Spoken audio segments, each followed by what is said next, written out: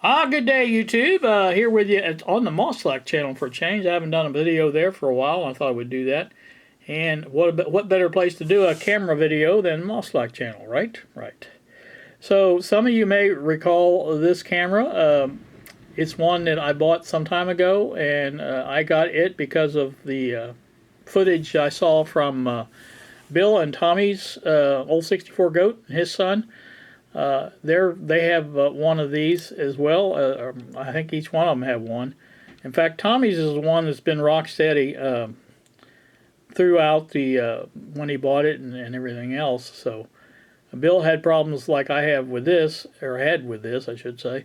The WB-250F Samsung is the model, and we'll turn around and look up at that side. But it's a good quality for images as far as that's concerned. Good quality camera, and I've been using it basically ever since I got it on the DERB channel. This is my main camera. Anybody wonders, this is the one I use all the time, except for every now and then I have to use a close-up shot. Now this will get close, but it doesn't get totally close. Now the one I'm using to make this video, and is on the camera boom, is the JVC, and I don't know the model number. It's HM something. I can't never remember, but I'll put it up on the screen so that you can see what the number of it is. And this is the third time I've done this video, because the first time I didn't record, or didn't hit the record button. Second time I thought I hit the record button. Apparently I didn't. And this time I can actually see it saying record. So I'm gonna assume that it's recording. So anyway, but what I'm going to tell you about is this started out as a problem child, and it basically you would be filming, on your recording your video or whatever, and if you happen to touch this button, and I don't mean tap it like that. I mean if you just even touch it, happen to rub up against it or anything, the camera would go haywire. And that's what I found was this button is a sensitive part of it. And I think if you think about it, that makes sense, because this is really the only rotating part other than the zoom. The zoom probably could, but and I found that if I did a few of these, just moved it around to its different location and basically cleaned it off, and then went ahead and filmed, it was fine. Never gave me a problem, and it hasn't been since. Probably the last couple of months, I haven't seen that happen one time where it stopped in the middle of recording. So I think it's just a matter of this thing probably sitting in a closet somewhere, and somebody finally said, "Let's sell this thing." So anyway, like I said, not every once in a while I still will turn that knob around a few times just to make sure it's clean. And again, no problem with it. I haven't had any problems. Now I do have a problem once in a great while when I'm uploading the images off of it, or the video. There's the micro USB port. Am I showing you guys that? This is a camera that I'm not used to using because the screen's on one side and the lens for filming is on another. So I'm always looking at the view screen and trying to see. That's lined up with the view screen, and so anyway, every once in a while you plug in the cable for that, and on this camera you have to turn it on to get it to upload images and video. So you turn it on, it's fine, and then you go ahead and start your little upload program on your computer, and it will start uploading, and then all of a sudden it stops and restarts. And sometimes you have to actually reconnect it on here, and I don't know if that problem is related to the other problem, but it probably is, because you have to actually move this around a little bit, and I'm sure you're touching that a lot as far as that goes. And but like I said, it doesn't do it often, and usually if it does it at all, reconnect it or whatever will fix it, and you don't have any more problems with it. But that's the only thing. And the thing I also like about this camera is once you take and download your images, you just turn the camera off and set it over on the side. It recharges the battery. And it's very nice that way. I like the codecs for that reason too. And on those, you don't even have to turn it on. It just will upload the images and video from it and then recharge. But anywho, that's what I'm talking about. But this thing, like I said, has been pretty much rock steady for a couple of months now. And I think it just needed to be used.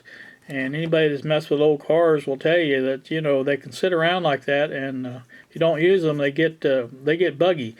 And once you start using them again, driving them again, they start working again. So, and that's the case with this, I think. And I think that's the whole problem with it was that.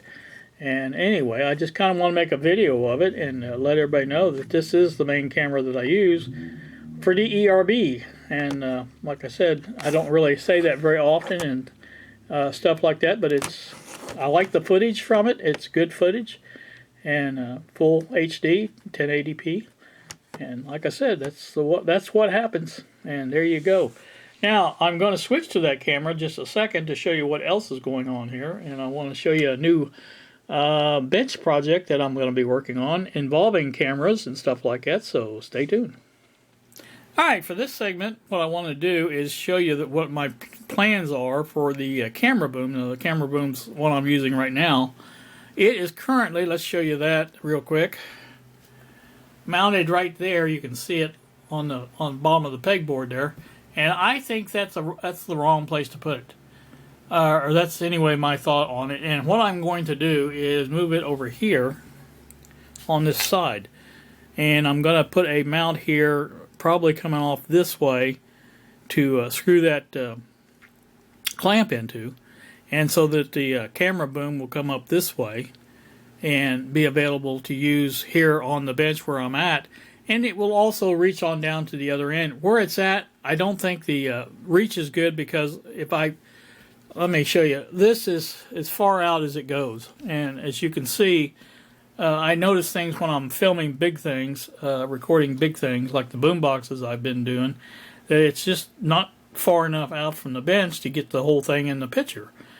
And that is far out as I can make it right there. And like I said, it's just not far enough. But if we put it over here, where I want to put it at, it will be able to swing out this way also, and I can be back from the bench a good ways, and I think it'll work out better. But that's the plan. I'm going to add a mount over here for the camera boom to test it out, and it's no big deal. This is wood here. This is wood on top. You know, I can screw something there, basically like this, stick out either like that or on top of it. Either way, it doesn't matter.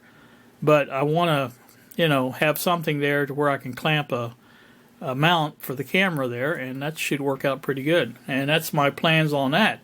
Now, that's not a big deal, I understand that, but you know, at the same time, it makes a big difference to me being able to do better job of recording in here, and not having to worry about how far out this comes and things like that. And again, like I say, it's just been one of those things where I think it's better.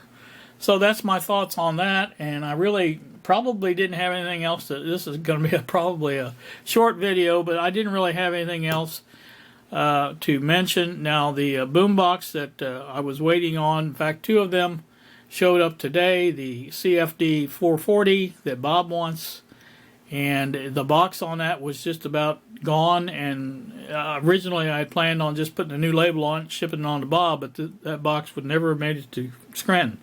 So we were worried that, you know, probably because you could hear it rattling around inside, just moving the box around.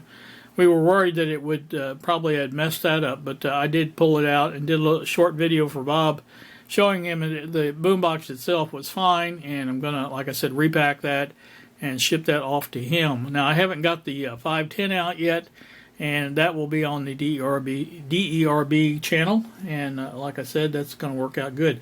I did, while I had the 440 up there, this thing fits perfect on there. This MP3 module, it fits perfect. Am I? There, I'm doing the wrong camera again. But anyway, this thing here fits perfectly on that 440, and I asked Bob, because Bob's not planning on doing this. He just wants Bluetooth. He doesn't care about the TF card or the USB or anything like that.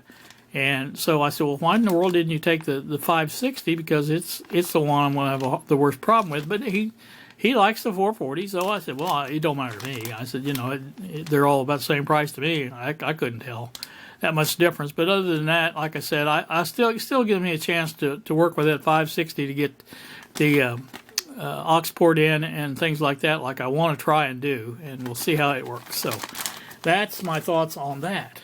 But anywho, that's where we're at with that, and I may, like I say, get that 560 out. I'm sorry, 510. I've got so many numbers floating around in my head, I can't keep track of them. But in the same time, while I'm doing this, I'm cleaning the bench off so that I'll have a place on the other side to do a little work with these boom boxes, because there's just so much more room over there than there's on this side, because I've got, with on this end, the everything stops right at the end of the bench. Well, the other side, it goes on past that in quite a ways, probably another 6, 7, 8 inches past that till you get to the B&K 570. So that's, or 970. Anyway, I don't know. Like I said, too many numbers floating around my head. So, and then I think I'm supposed to go out to my daughter's out this evening. I'm not sure about that yet. I haven't heard from her, but anyway, that's what's going on. And I just thought I'd make a real quick video to put up on Moslack. I haven't done that for a while, and let you know that I'm still active on there once in a while. And that's about it. As far as the weather is concerned, we started out the day. It was very sunny. When I got up, it rained overnight, about all night long. And so it was sunny when I got up, but then it clouded over and started raining again. Now it's went from that to sunny, and now it's back cloudy again. So springtime, typical spring weather, and of course it is actually spring now. So it's to be expected. I can't complain too much. The rain's going to be part of the April showers, maybe a little early, but hey, nobody said that it had to be right on time. So. All right, that's going to do me. Like I say, you guys have a great day. Thank you so very much for watching, and we will